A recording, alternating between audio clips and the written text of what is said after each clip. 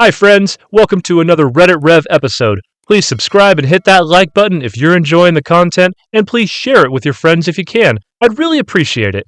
Also, please leave me a comment to let me know what you think of the episode. Now let's get started with today's stories. Part 3. We flew to New York, rented a car and drove to Bushwick. The one thing I dislike about the hood. You only need to see one person from your past and the whole fucking neighborhood knows that you're back. My grandmother saw my son, met my fiancée, made an offshoot comment in Spanish about her being white, and I just yes her to death. I was planning to spend the week, do the tourist thing for once.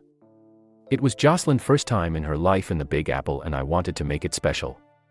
Damn it, nothing works out as planned. First my ex shouted my name from downstairs. I looked out the window and was surprised how fat she got. My grandmother told me in Spanish to talk to her and Jocelyn agreed. I went downstairs, was awkwardly silent for a minute, and that anger just came back like a flood. Marisol told me that I looked good and said that she looked like shit. She told me that she missed me, that she never been with another man since the divorce, and I ignored her.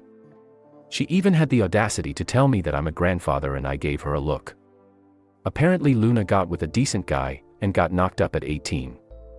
Her baby daddy joined the Marines to support them, and her father wanted nothing to do with her, just pays the child support and refuses to acknowledge her. He's no longer a pastor and is working at the Banco Popular 2 blocks over. Then told me that Luna named the baby after me and I couldn't stand looking at her. Marisol wanted me wait because Luna was on her way over and I just walked away. I went to my grandmother's house and I didn't have to tell Jocelyn anything. She just knew and we left. In the elevator I told her what happened and she smiled and told me everything was going to be alright. The look on Marisol's face when we left the building. She was looking at my fiancé like she was the other woman, and Jocelyn, without missing a beat, introduced my son to her.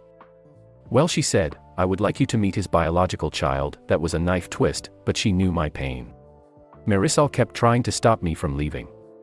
Telling me that Luna felt bad about what she did and Jocelyn wanted me to make amends, but I was so angry. I hopped into the car. Ignoring Marisol's pleads, and Jocelyn told me to extend an olive branch, so I gave her my number, so Luna could call me, and left. At the red light I saw my cousin by the cuchifrito stand and I don't know what came over me. I got out the car, ran up to him and beat the shit out of him. Jocelyn was screaming, telling me to stop, and when we locked eyes, I could see the fear. I spit on him and left. I'm back home. Working, being a dad, and a good fiancé to a beautiful woman. Yet since going back, when I'm alone with my thoughts, anger comes back. Luna did text me with a picture of her smiling with her son and telling me that she was sorry for what she did. Yet, I don't know if she's sorry that she missed me or if she's sorry because the man she wanted to be her father wasn't the man she thought he was. I'm so confused and I'm scared to reach out to her. I want to get past this. I want to move on. My family was my everything, my daughter was my world. Even after these years it still hurts, it still makes me angry, but I know I need to move on, but it's hard. I want to reach out to Luna, but I'm so scared. I have people telling me to let her back in, but all I could think about are those text messages and the lies. The constant lies. I need help and my usual methods are not working. Thank you for reading this, I needed to vent. Like I mentioned, I don't care if you think this is fake. I really don't give a rat's ass, but your help is appreciated. Update. I'm waiting for the mods to approve this. It's been a while and yesterday was Father's Day. Luna tried calling me several times and I looked at the phone. I wanted to answer, I didn't, but all that kept lingering in my mind was those messages. What she said to her mother, to her real father, her friends.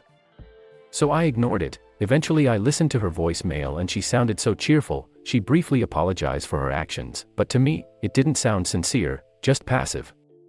Maybe I'm overthinking it. She mentioned about her son, her finance, and asked me to call her. Simple requests and I became infuriated.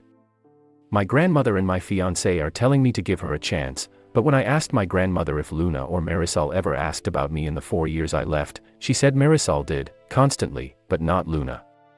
So in my twisted mind I think Luna wants me in her life to her child would be taken care of. Or maybe she wants to milk me and that made me so angry. Even Marisol tried calling me constantly and I'm already thinking about changing my number. So I spent the majority of my Father's Day in the gym, hitting the heavy bag, and I have an appointment today with an anger management group. Maybe they can give me an outside opinion. If this ever gets published by the mods, I would like to get your opinion as well. In the meantime, I'm just figuring this out on my own. Update number 2. I would like to thank LegendFiji42 for his advice on sending an email as a start. I sent a small email to Luna that simply said, "What do you want?" Didn't expect the multi-paragraph response. She started the email profusely apologizing for how she acted. She said when she found out I wasn't her father, she was angry.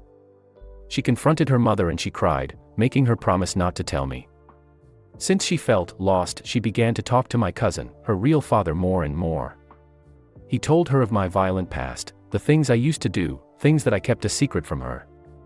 This made her angry, and the more they spent time together, the more she pulled away from me. She said she felt bad from time to time, but my cousin would reinforce her feelings towards me. The day of the quince, she said while we were dancing, she realized how stupid she was acting. She realized how much I loved her, and then her messages appeared on screen. In the days that followed, she was told by my wife's side of the family to give me space, to not call me, and she listened.